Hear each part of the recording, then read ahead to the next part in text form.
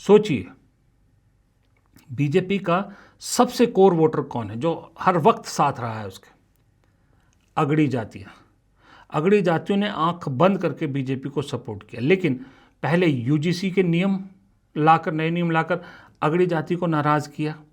फिर लगा कि चलो कोर्ट ने राहत दे दिए, अब बीजेपी ऐसा कुछ नहीं करेगी। लेकिन प्रधानमंत्री खुद पहली बार राम से भीम तक पूजा करते हुए पहुंच गए। वही भीम यानी बाबा साहब अम्बेडकर, जिनके बारे में इसी पार्टी के गृह मंत्री अमित शाह ने सदन में कुछ कहा था। एक ही मुद्दे की दो पहलू, दो तस्वीरें देखिए। मान्यवर, अभी एक फैशन हो गया है, आम्बेडकर आम्बेडकर आम्बेडकर आम्बेडकर आम्बेडकर आम्बेडकर। इतना नाम अगर भगवान का लेते तो 7 जन्मों तक स्वर्ग मिल जाता।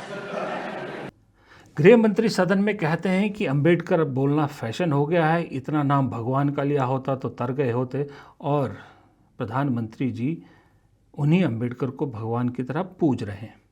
इसका मतलब साफ है कि महिलाओं के साथ साथ कहीं ना कहीं दलित वोट भी खिसकता नजर आ रहा है। उन्हें बांधे रखने की कोशिश की जा रही है। लेकिन इस चक्कर में मुझे ऐसा लगता है कि जो पार्टी का असल कोर वोट था अगड़ी जाति वाला, वो फिर एक बार ठगा हुआ महसूस कर रहा है। लेकिन ये राजनीति है भैया। राजनीति में कब क्या चाल चल दे, खास करके मोदी शाह की जोड़ी, ये किसी को समझ में नहीं आता।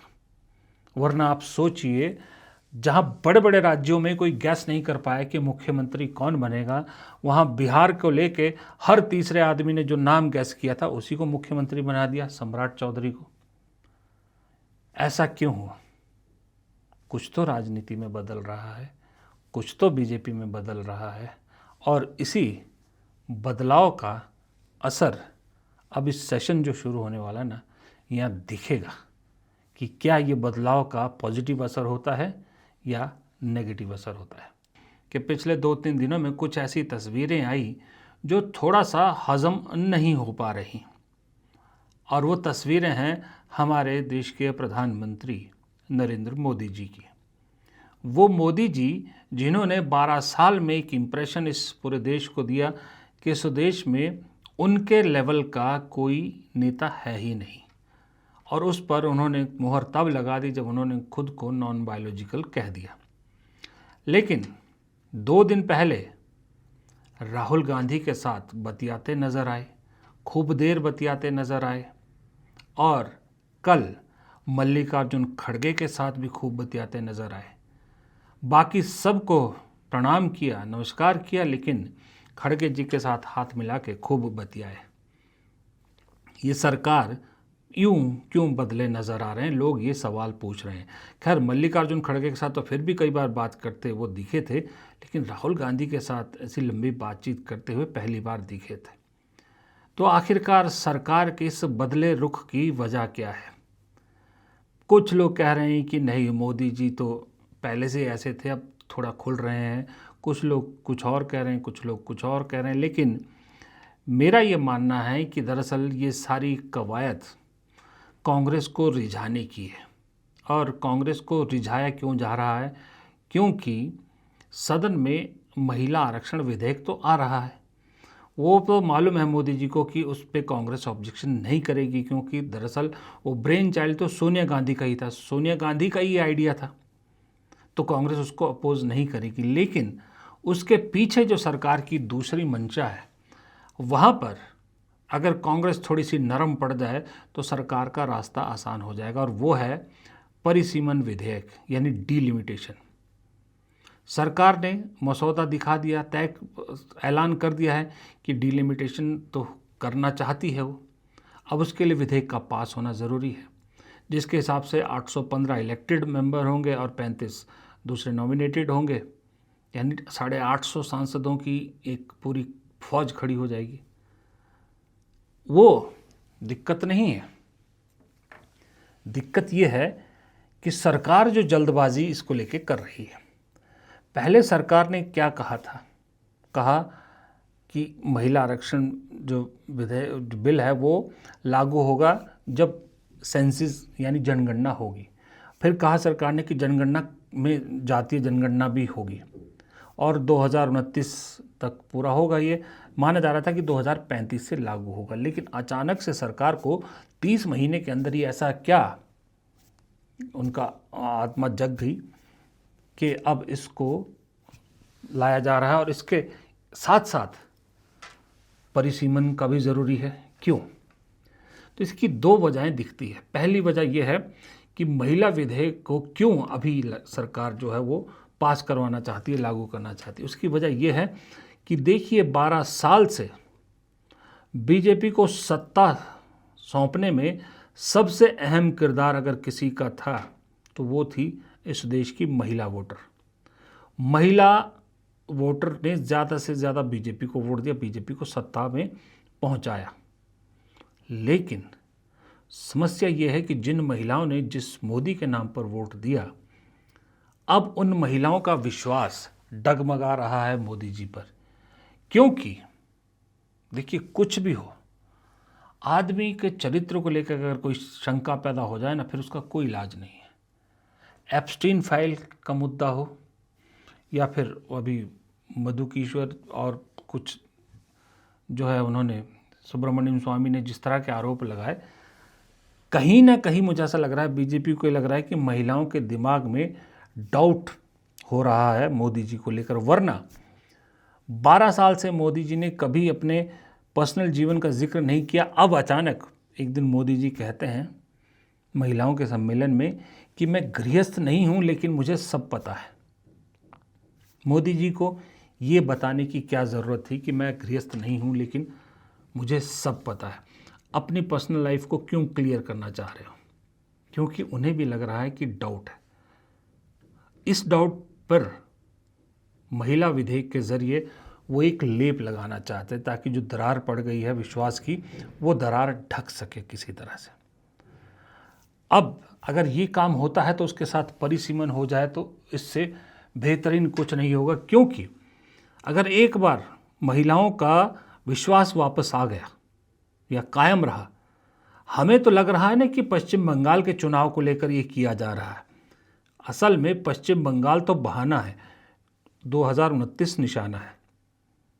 बीजेपी को लग रहा है कि इस विधेयक के जरिए महिलाओं को कैश स्कीम तो देती है बीजेपी हर जगह जहां भी देती है, क्यों ना इतना इनकैश किया जाए कि 29 में ऐसी स्थिति में पहुंचाया जाए, पार्टी को इतना मजबूत बनाया जाए कि अगर जो एंटी इनकम्बेंसी होनी तय है, पार्टी के खिलाफ लहर ऑलरेडी दिख रही है कि बढ़ती जा रही है, और ऊपर से मोदी जी की उम्र भी तब 80 के आसपास हो जाएगी, 79 हो जाएगी, तो सरकार बनती थोड़ी सी मुश्किल नज़र आती है। तो इसके लिए अपने जो राज्य हैं, जहाँ गढ़ हैं अपने हिंदी पार्टी वाले, जहाँ हिंदुत्व, हिंदू बना मुसलमान, राम राज्य, ऐसे मुद्दे चलते हैं, वहाँ सांसदों की संख्या इतनी कर ली जाए कि ये जुगाड़मेंट करके फिर से एक बार सत्ता हासिल की जा सके। लेकिन दिक्कत ये है कि जैसे ही ये परिसीमन का मामला उठेगा संसद में, दक्षिण भारत के नेता ऑलरेडी इसके खिलाफ आवाज़ें उठाने लगे हैं। स्टालिन मुखर हो चुके हैं, उन्होंने अपने वीडियो जारी किए, बयान चुनाव में खूब इसके खिलाफ दे रहे हैं कि सहन नहीं करेगा दक्षिण भारत, क्योंकि नए परिसीमन के हिसाब से दक्षिण भारत को तो फ़ायदे की जगह बहुत सारी जगह नुकसान है। और जो यूपी बिहार जैसे राज्य हैं, अगर 2011 की जनसंख्या के आधार पर ले रहे हैं, तो जिनको रिवॉर्ड मिलना चाहिए दक्षिण भारत के लोगों को, दक्षिण भारत के राज्यों को अपनी जनसंख्या कंट्रोल करने के लिए, उन्हें सज़ा मिलेगी, उनकी संख्या कम होगी। उत्तर भारत के राज्य जिन्होंने जनसंख्या कंट्रोल करने का कोई जो है वो नहीं दिखाया, जज्बा नहीं दिखाया, उन्हें फ़ायदा होगा, उन्हें इनाम मिलेगा, उनकी सीटों की संख्या बहुत बढ़ जाएगी। तो अल्टीमेटली होगा ये कि अगर इसी रूप में ये परिसीमन हो गया तो दक्षिण भारत की वैल्यू भारतीय राजनीति में, केंद्र की राजनीति में बहुत कम हो जाएगी। इसमें मोदी जी को बहुत फ़ायदा है, बीजेपी को बहुत फ़ायदा है, क्योंकि बीजेपी ने लाख कोशिश कर ली दक्षिण भारत में जगह बनाने की, लेकिन कर्नाटक से आगे नहीं बढ़ पा रही। तो उसका रास्ता ये निकाला जा रहा है कि क्यों ना दक्षिण भारत को ही अलग थलग कर दिया जाए, उन पे डिपेंडेंसी ख़त्म कर दी जाए, क्योंकि अभी भी तमिलनाडु, तेलंगाना, कर्नाटका, आंध्र प्रदेश, पुडुचेरी, ये ऐसे राज्य, केरल, जहाँ से बहुत बड़ी तादाद में सांसद आते हैं और ये सांसद नॉन बीजेपी ज़्यादा होते हैं। एक तो इस चीज़ को कम किया जाएगा, दूसरा दक्षिण भारत के साथ जो बीजेपी को अब उम्मीदें कम होती जा रही है ना, उसके एवज में उत्तर भारत में अपने आप को और मजबूत करने की कोशिश की जा रही है, ताकि संख्या बल में कमी ना रहे, दक्षिण भारत किसी भी तरह से उन पे हावी ना हो सके। अब इसमें सवाल ये उठता है कि फिर ये सब तो ठीक है, कांग्रेस के नेताओं के साथ नज़दीकी बढ़ाने का क्या मतलब है? इसका मतलब सीधा ही है कि कांग्रेस को रिझाने की या कांग्रेस के साथ नज़दीकी बढ़ाने की कोशिश इसलिए की जा रही है कि अगर कांग्रेस थोड़ा सा भी अगर नरम रुख अपना ले, थोड़ा सा नरम रुख अपना ले, तो शायद संसद में ये विधेयक पास हो सकता है, आसानी होगी विधेयक पास होने में। क्योंकि कुछ लोग बता रहे हैं, सूत्र बता रहे हैं कि बहुत से कांग्रेस के नेताओं के कान में ये बात पहुंचाई गई है कि देखिए, आप केरल में हैं, आप कर्नाटक में हैं, ना तो आंध्र प्रदेश में आप हैं, ना तमिलनाडु में आप हैं, तो फिर क्यों दक्षिण भारत को लेके इतना जज्बाती हो रहे हैं? तेलंगाना में भी बीजेपी वर्सेस कांग्रेस होगा अब, और अभी भी वही है। कर्नाटक में भी बीजेपी वर्सेस कांग्रेस होगा। तो बाकी राज्यों की चिंता ना कीजिए, अगर वहाँ आपका नुकसान हो रहा है इन दो राज्यों में, तेलंगाना और कर्नाटक में, तो बीजेपी का भी तो नुकसान होगा ना। वहाँ रीजनल फोर्सेस नहीं है। जहाँ रीजनल फोर्सेस हैं, आंध्र प्रदेश, तमिलनाडु, उनको क्यों आप वो जो है इतना उसके लिए दुखी हो रहे हैं? इस तरह के मैसेज दिए जा रहे हैं। एक तरफ देश के सर्वोच्च नेता मोदी जी खुद अप्रोच कर रहे हैं, खुद नज़दीकियाँ बढ़ाने की कोशिश कर रहे हैं, राहुल गांधी के साथ भी और मल्लिकार्जुन खड़गे के साथ भी, ये भूल के भी कि राहुल गांधी लगातार मोदी जी के लेके बहुत तीखे हमले कर रहे हैं। बंगाल में भी किए कल उन्होंने, उससे पहले भी करते रहे, संसद में भी, संसद के बाहर भी। राहुल गांधी तो खुलेआम कह रहे हैं कि मोदी डरपोक है, मुझसे आंख नहीं मिला सकते। उसके बावजूद अब जाके राहुल गांधी से खुलने की कोशिश की जा रही है, मल्लिकार्जुन खड़गे से खुलने की कोशिश की जा रही है। क्यों? क्योंकि बीजेपी को अपने राजनीतिक ऑप्शन कम होते नज़र आ रहे हैं। फिलहाल इस वीडियो में इतना ही। प्रदीप चौहान को दीजिए इजाज़त। नमस्कार।